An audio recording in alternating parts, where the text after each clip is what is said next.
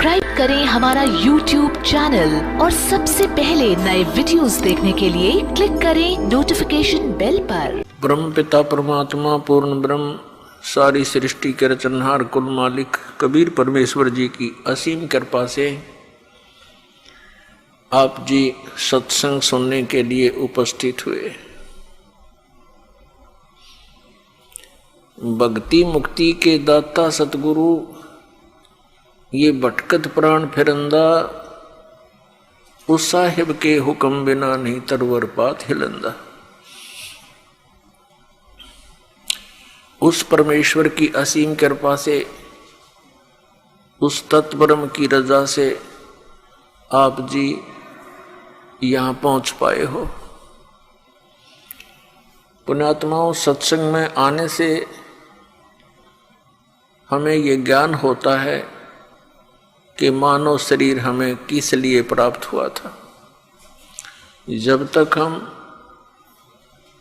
महापुरुषों के विचार नहीं सुनते, सत्संग नहीं सुनते, तब तक हम अपने उसी कर्म को, उन्हीं क्रियाओं को जो हमारे पूर्वज करते हुए आए हैं, उन्हीं को हम सत्य मानते थे।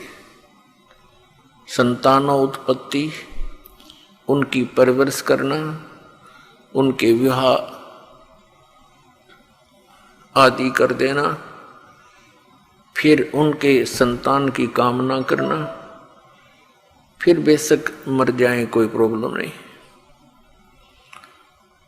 तो ये तो हमारे ना चाहने से भी हो रहा था, क्योंकि जो हमने कर्म करना चाहिए था उसका ज्ञान ना होने से हम जो भी प्रारब्ध से प्राप्त कर रहे थे उसको हम ये सोच रहे थे हम कर रहे हैं, हमारे ही करने से सब कुछ हो रहा है। लेकिन ये हमारी भूल थी, अध्यात्म तत्व ज्ञान का अभाव था। जो हमने करना चाहिए था वो हमने शुरू भी नहीं किया होता है जब तक हम सत्संग नहीं सुनते। कोई तो कहा करता था कि मैंने ऐसे 5 प्लाट ले लिए, 2 कोठी बना दी, सब बच्चों का विवाह बड़े ठाठ से कर दिया। मैंने बहुत परिश्रम किया, मेहनत की और जिससे धन प्राप्ति हुई। कोई कहता था मैंने ऐसे कर दिया। तो ये सब भूल थी प्राणी की कि ये इस जीव को जब मानव शरीर प्राप्त होता है तो केवल प्रारब्ध ही प्राप्त होता है। जीव का ना चाहा होता है ना किया होता है। और फिर कुछ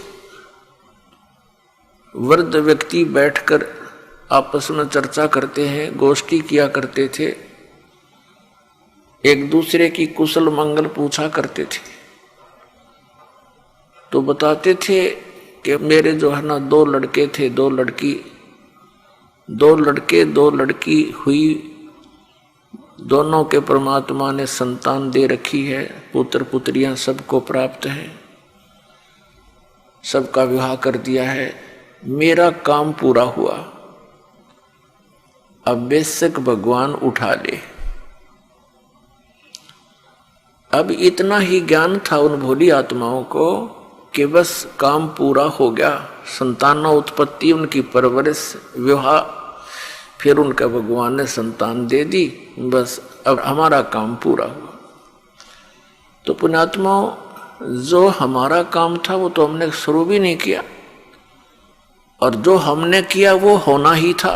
जिसको हम ये सोचते हैं कि हमने किया वो तो आपको प्राप्त ही होना था। जैसे विवाह के पश्चात परिवार का भी और साथ में जिन बच्चों का विवाह हुआ है उनका एक ही मनोरथ होता है कि भगवान पुत्र दे, क्योंकि हमने अज्ञानता के कारण पुत्र और पुत्री में बहुत भेद मान रखा था।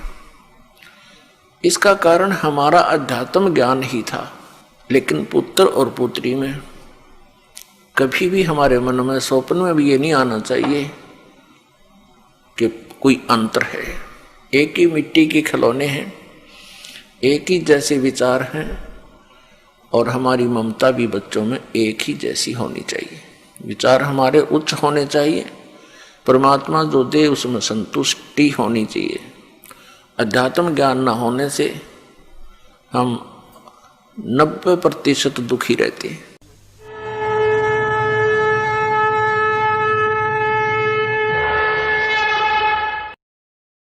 ऐसे और वीडियो देखने के लिए चैनल को सब्सक्राइब करें और वीडियो को ज़्यादा से ज़्यादा शेयर करें। और हाँ, वीडियो के बारे में अपनी महत्वपूर्ण राय हमें कमेंट बॉक्स में जरूर बताएं। धन्यवाद।